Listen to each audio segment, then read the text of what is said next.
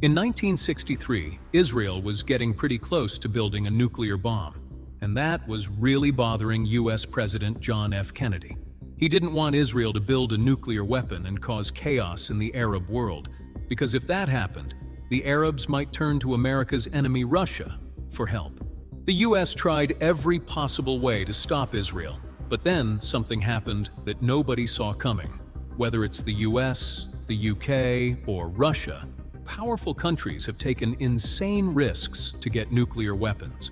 Risks that are hard to even imagine. Secret intelligence operations, honey traps, you name it. In this game, even close allies openly backstabbed each other.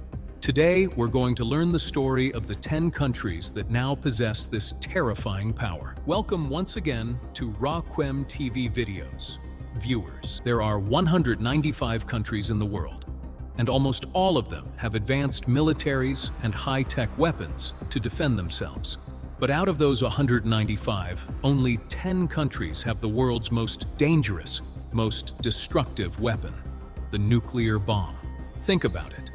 In today's world, where every country is racing to get ahead of the next, only 5% have managed to build this weapon. Some helped each other, but most did it secretly, using top-level espionage, deadly rivalries, and deception. The stories of how the US and the other 9 countries got nukes are just as interesting as America's Manhattan Project. First, let's start with the United States. Everyone knows the US was the first country to get atomic weapons.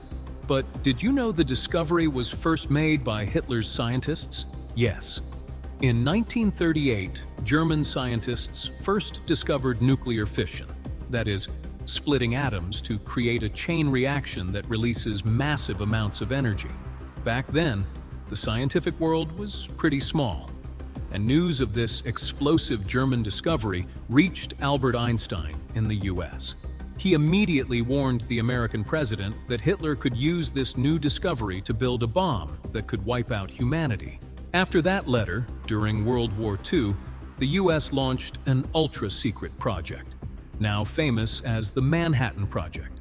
It included scientists from the US, UK, and Canada, and poured in an insane amount of money to make sure Hitler didn't win the race. By 1945, Germany had surrendered, and Hitler was gone. Around the same time, news came that America's first nuclear test, Trinity in New Mexico, had been successful. So the US took first place in acquiring humanity's most powerful weapon.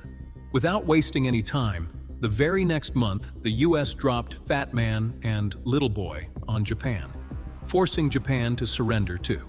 That ended the war. But now everyone was in a race to get this new nuclear weapon. The US didn't want it in anyone else's hands. Now let's move to the Soviet Union, aka Russia. Surprisingly, a country that had been America's ally in World War II and helped take Hitler out of the picture, had a huge problem with America's first nuclear test, and that was none other than the Soviet Union.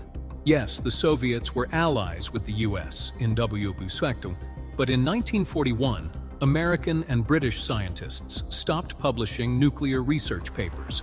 The Soviets felt the recipe was being hidden from them on purpose. So the USSR quietly planted spies in America's Manhattan Project and started gathering intel.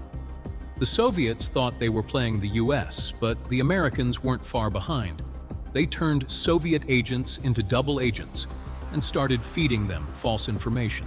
After 1945, when the Soviets suspected the double agents, they didn't fully trust the stolen American designs and kept doing their own research. As a result, much sooner than the US expected, in 1949, the Soviets successfully completed the RDS-1 test in Kazakhstan. America's monopoly on this tech was over, and that's where the Cold War between the two began. The third country to get nukes was the United Kingdom, and despite being an ally, it got backstabbed by the US too. The UK had actually started nuclear weapons research even before the US in 1940, under a project called Tube Alloys. German scientists who had fled Germany helped them. But during WY1, due to a lack of resources, the UK handed all its research to its close ally, the US's Manhattan Project. It wasn't for free, though. They had a Quebec Agreement. Under that agreement, both countries would share the technology. But once the US successfully built the first nuclear weapon, its attitude changed. They broke the Quebec Agreement with the UK and refused to share information. Straight-up betrayal. That betrayal forced Britain to restart its own nuclear program. Since they had already done a lot of work and controlled most of the world's uranium, they finished it quickly. In 1952, the UK successfully completed its first nuclear test, called Operation Hurricane, on the Montebello Islands near Australia.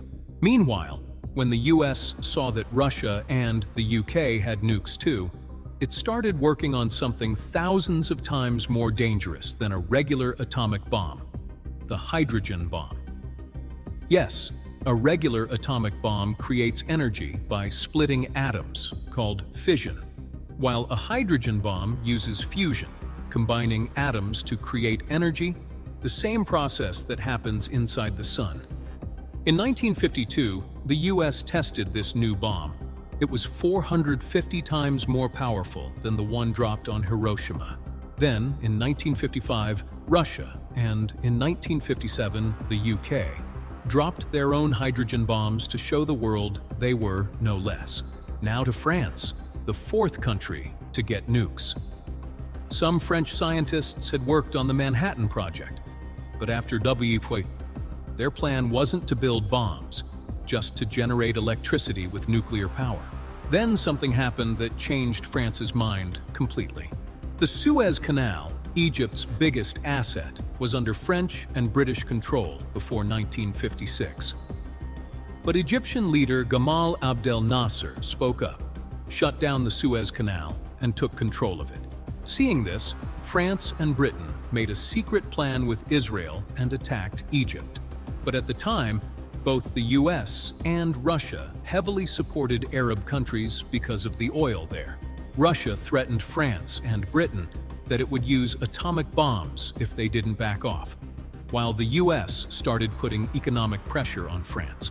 Forced to retreat, this humiliation pushed France to build its own separate nuclear bomb. They got uranium from their colonies like Niger, Gabon, and Madagascar, and worked day and night. In 1960, France conducted its first nuclear test in the Sahara Desert, and by 1968, France had built a hydrogen bomb too. The fifth country was China. In 1950, during the Korean War, there was a point when Chinese forces pushed American troops back. The US couldn't handle it and threatened China with nukes. Chairman Mao realized that without nukes, the world would keep bullying them. At first, the Soviet Union was China's solid ally and helped China build a nuclear bomb. But then they had a falling out. Russia's new leader, Khrushchev, started softening his policies toward the US. So China's Chairman Mao said, "You're not real communists anymore." In response, Russia called back all its scientists and left China's nuclear dream incomplete. But China took it as a challenge and mined uranium from its own mountains. In 1964, China did its first nuclear test and named it 596. That name was a slap in Russia's face because 59 represented 1959, and 6 was June. June 1959 was when Russia had abandoned China on this journey. The sixth country is Israel, and its story is pretty interesting. Israel is the only country that has never confirmed or denied it, but it's widely believed that Israel has nuclear weapons. This might still be hidden if it weren't for one person, Mordecai Vanunu. In 1986, he was a technician at Israel's nuclear facility and blew the whistle to British newspapers. He leaked photos and secret documents. Israel, which had already worked with France on a nuclear mission, also wanted its own nuclear bomb because of threats from Arab countries. But US President Kennedy was strongly against it. Eventually, after Kennedy's assassination, the path cleared, and 4 years later, in 1967, Israel completed its program in extreme secrecy. When Vanunu exposed it in 1986, Mossad ran a honey trap operation, brought him back to Israel, and he served 18 years in prison. Even today, he lives under strict restrictions. The seventh country was India, whose scientists had started nuclear research even before partition. At first, India's goal was just to produce electricity. But the 1962 China-India War changed everything. The defeat in the Himalayas forced India to think about nuclear bombs. Then, when China did its first nuclear test in 1964, it became a do-or-die situation for India. India then, using the excuse of just making electricity, got reactors from Canada and the US. But behind the scenes, something else was going on. In 1974, a sudden explosion happened in the Rajasthan desert. This was the Smiling Buddha project. India said it wasn't a bomb, but a peaceful nuclear explosion. But the US and Canada were furious because India had used their tech to build a bomb. As a result, India faced strict sanctions and flat out refused to sign the Nuclear Non-Proliferation Treaty. That's the treaty where countries agree to rules to stop the spread of nuclear weapons. But the story didn't end there. They tested the bomb in 1974, but it took another 20 years to turn it into a weapon. And that explosion made one more country across the border very uneasy: Pakistan. Now it's South Africa's turn, and its story is the most unique. Until 1970, they had no interest in nuclear bombs. But then things changed. South Africa had harsh apartheid laws, different laws for white people and black people. Black people even needed a pass to move around in their own country. Because of this, the world boycotted them. On top of that, the Soviet Union expanded into Namibia and Angola. South Africa feared the Russians might reach them and team up with their black population to take over. In that tough time, one country supported South Africa: Israel. Israel shared weapons, fighter jets, and nuclear research, and in return, demanded uranium. Then, in 1979, a famous event happened called the Vela Incident. US satellites recorded two huge flashes in the ocean near South Africa. It's believed this was a joint nuclear test by Israel and South Africa. Experts say Israel used South African land and gave them research in return. But in 1990, after the Soviet Union collapsed, South Africa became the first country to voluntarily dismantle its own nuclear weapons. Now it's Pakistan's turn, the ninth country to get nuclear weapons. It started in 1971, after the war with India, when East Pakistan broke off to become Bangladesh. In 1974, India's Smiling Buddha test sped up this pursuit. Dr. Abdul Qadir Khan, a Pakistani scientist, worked at a nuclear facility in the Netherlands and obtained secret info on uranium enrichment. He took the blueprints to Pakistan. China also helped Pakistan a lot because China wanted a strong ally against India.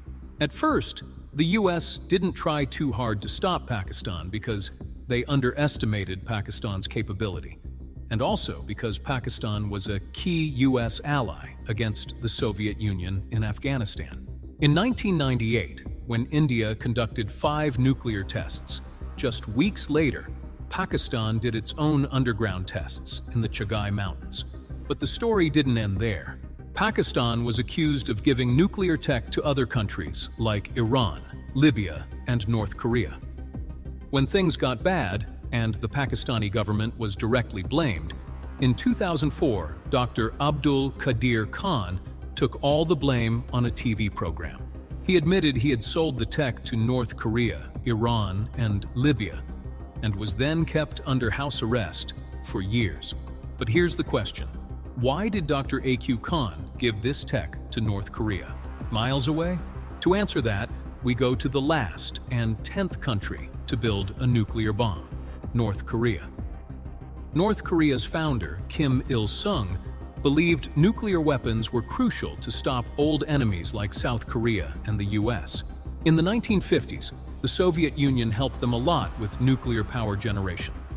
But later, when North Korea demanded weapons from both the USSR and China, both refused to help. North Korea secretly started its own program, but had no success. In 1990, they even signed the Non-Proliferation Treaty, but kept secretly trying to build weapons. In this final push, Pakistan helped them a lot. Some experts believe Pakistan had nukes, but lacked missiles that could reach far-off Indian cities. North Korea had great missiles, but no nukes. It's said they gave Pakistan the designs for their Nodong missiles, and in return, Dr. A.Q. Khan gave them blueprints for centrifuges to enrich uranium. In October 2006, North Korea did its first test, which was so small people said it might have malfunctioned. But in 2009, when Kim Jong-il was sick, to show strength, he did a second, much more powerful explosion. So strong, it registered as a magnitude 5.0 earthquake on the Richter scale. That's how North Korea became the last country in the world to make nukes. But was it the last horse in the race? Probably not. Looking at the situation, it seems Iran might be next. But Israel, the only nuclear power in the Middle East, is putting pressure on Iran from all sides. And if Iran succeeds, Saudi Arabia won't stay behind, because Mohammed bin Salman has said multiple times that if Iran builds a nuclear bomb, Saudi Arabia won't either. Hope you'll like and share this RAQEM TV video too. Thanks so much for your loving comments. See you in the next awesome video.